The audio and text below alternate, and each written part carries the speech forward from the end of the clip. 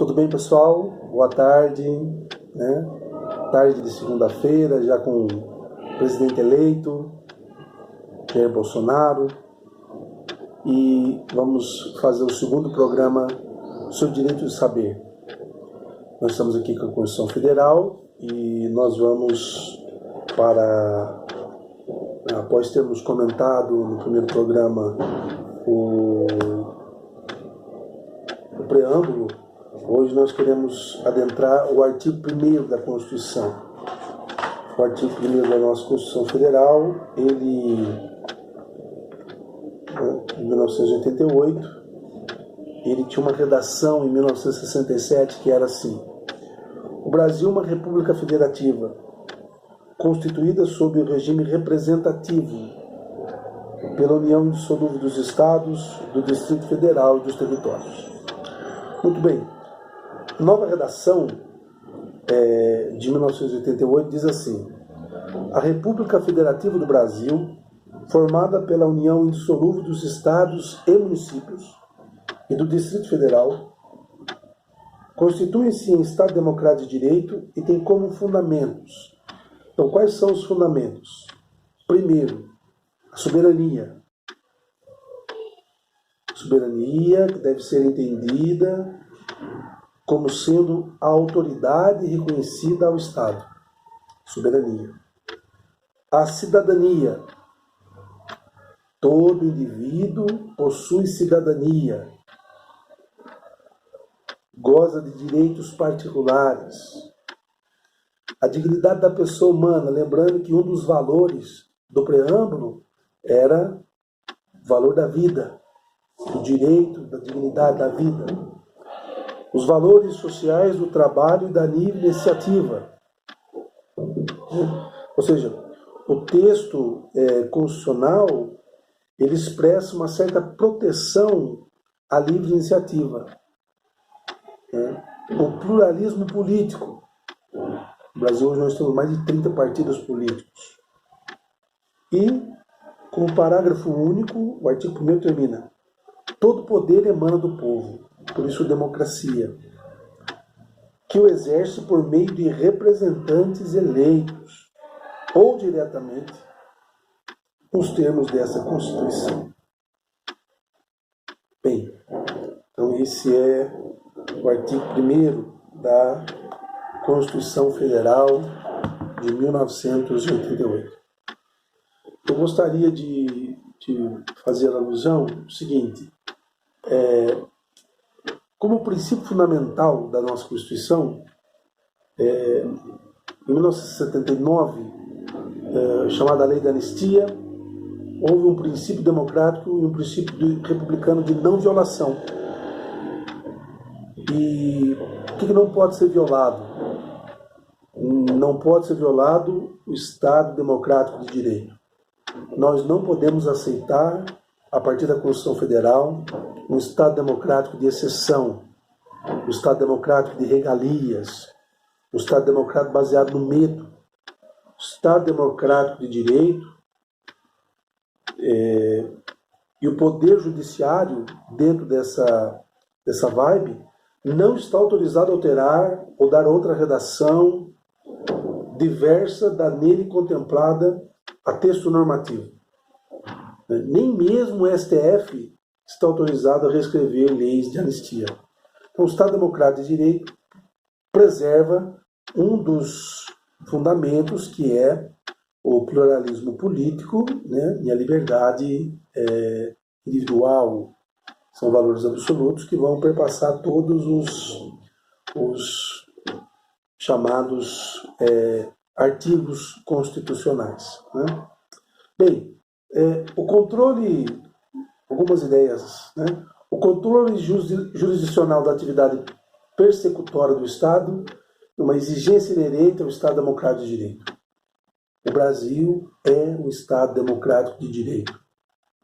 E o Estado não tem o direito de exercer, sem base jurídica idônea e suporte fático adequado, o poder persecutório que se acha investido, pois lhe é vedado, ética e juridicamente, agir de uma ordem arbitrária. Então, o artigo 1º fala, ele salvaguarda o Estado Democrático de Direito. Estado Democrático de Direito não podemos aceitar ou causar anistia, não podemos aceitar de nenhum tipo de poder, nem mesmo o Judiciário, nem mesmo o STF. Nós não podemos perder essa referência de uma lei que venha de um poder arbitrário ao que nós chamamos na Constituição de Estado Democrático de Direito. Né? As leis de execuções penais, né? O artigo 1º institui uma lógica, né? Essa lógica tem que ser prevalente, uma lógica de mecanismos de reclusão social e não de exclusão do sujeito apenado. O Estado Democrático de Direito, as penas, elas são para a reinserção do indivíduo na sociedade. Então, senhor Rodrigo, mas isso não funciona. O sistema carcerário está falido. Onde os jovens, na antiga FEBEM, hoje, na Fundação Casa, também não se reabilitam. Esse é um problema que a Constituição, né, ela não prevê no primeiro momento como direito, como garantia da sociedade. Então, assim, o sujeito apenado não pode ser de forma alguma excluído. Né?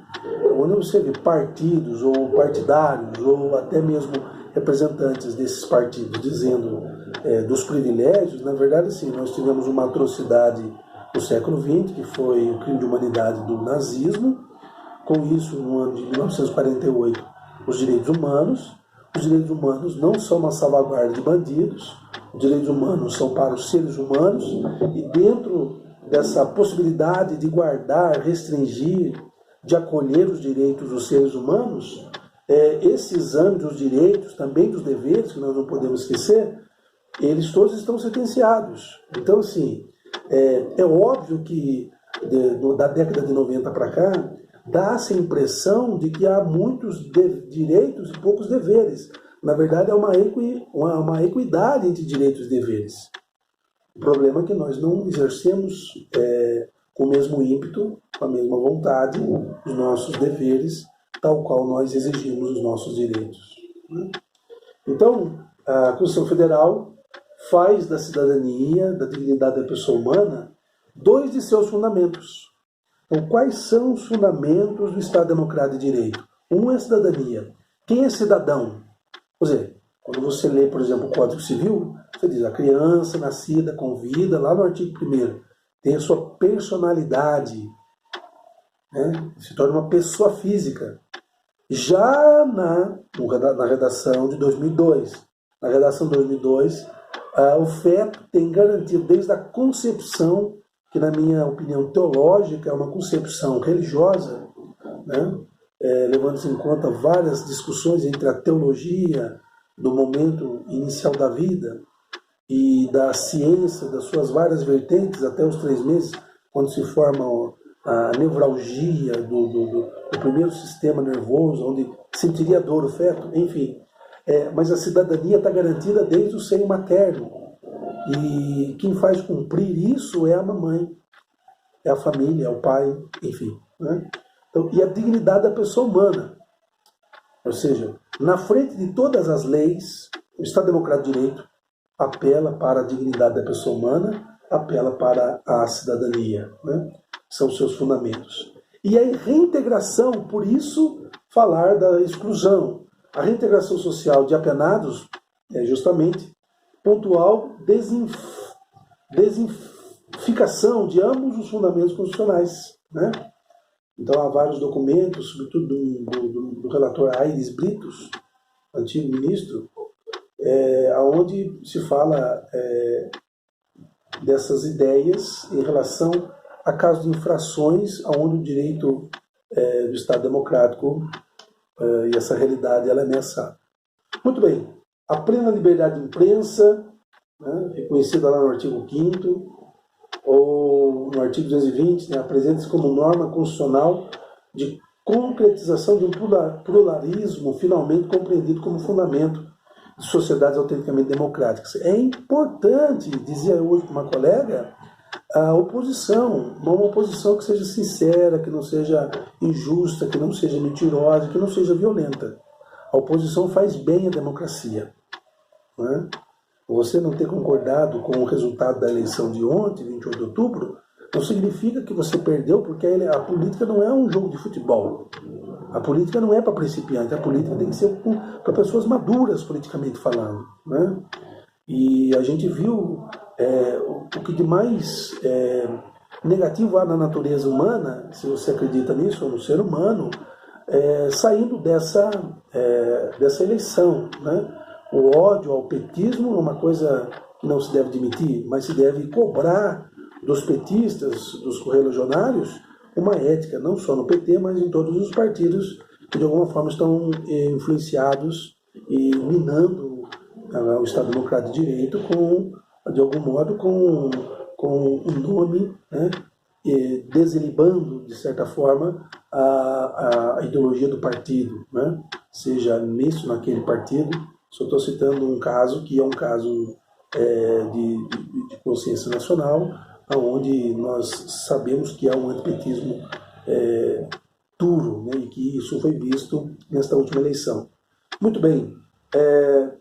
Há, então, também previsto ainda nesse Estado Democrático de Direito uma proibição do monopólio e do oligopólio como novo e autônomo fator de contenção de abusos de chamado poder social da imprensa.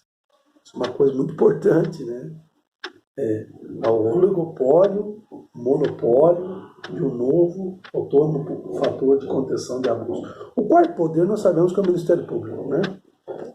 Há autores, como Paulo Henrique Amorim, tudo bem, tem um posicionamento mais voltado para a esquerda, que ele chama a mídia, mas desde muito além do cidadão Keira, a gente sabe que a mídia exerce um poder tremendo, e não só agora a mídia televisiva, mas as redes sociais e a própria opinião de cada um, mesmo sem fundamento, se tornou meio que um monopólio que cega e ensurdece as pessoas de refletir. Né?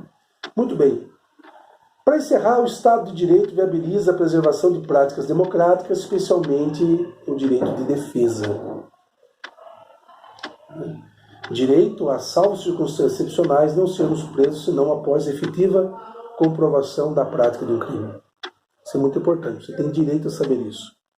O direito de defesa é um direito constitucional que salvaguarda o Estado de Direito.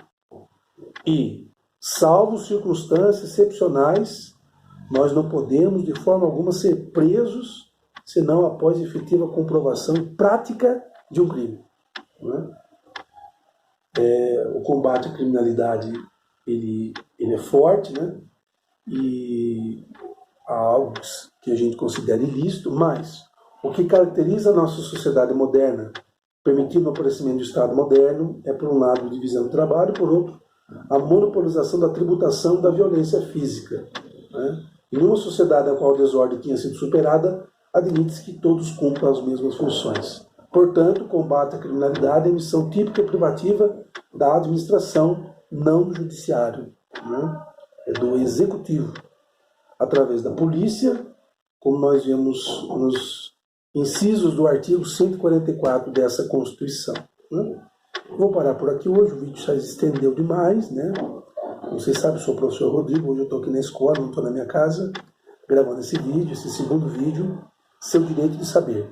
A gente precisa conhecer a nossa Constituição, né? E eu tenho um projeto, chama-se Cultura da Disseminação da Leitura. Nós precisamos ler de tudo, né? Ler jornal, ler revista, ler gibis, ler a Bíblia. Nós precisamos ler livros de literatura, livros de contos, livros de poesias, enfim, livros variados, né? Mas vamos ler a Constituição também, nosso direito de saber, nosso dever de saber, né? Então, eu queria mandar um abraço para você, peço que dê um joinha aí no vídeo, certo? E nós vamos continuando, então, com essa reflexão sobre a Constituição, algumas pontuações do Supremo, né, que é o livro que foi lançado em 2011, mas a gente vai lendo artigo por artigo, inciso por inciso. Ficou da gente falar para vocês um pouco daquilo que nós chamamos de de fundamentos. Então nós vamos trabalhar no próximo encontro o fundamento da soberania. Ainda tem da cidadania, os valores sociais do trabalho, da iniciativa e do pluralismo político. Encerro com a repetição tão importante.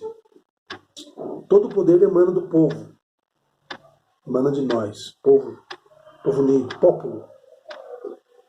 Nós exercemos por meio de representantes, o vereador, prefeito,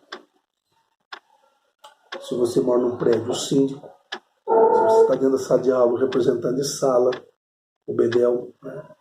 Se você, no nível estadual, o seu governador, o seu prefeito, o seu deputado estadual, o seu deputado federal, o seu senador e o nosso presidente da República. Então, eles exercem o poder democrático em nosso nome, foram eleitos diretamente. Os ministros não são eleitos diretamente, e muito menos ainda os ministros do Supremo Tribunal Federal. Então, nós o povo, estamos elegendo o Executivo e o Legislativo, né, nos termos desta Constituição de 88. Mas nós precisamos não só escolher, eleger, votar, mas dessa tríade, participar, corroborar, ir em cima do candidato e fazer com que ele aprove leis que sejam do bem comum, do bem civil e que englobe a maioria das pessoas, sendo que a totalidade é muito difícil, mas que não sejam leis restritas a grupos privilegiados. O Estado Democrático de Direito não admite privilégio. O Estado Democrático de Direito admite, né, o alcance, quanto maior, melhor, de toda a população. Forte abraço e até o nosso próximo encontro. Constituição Federal, 1988.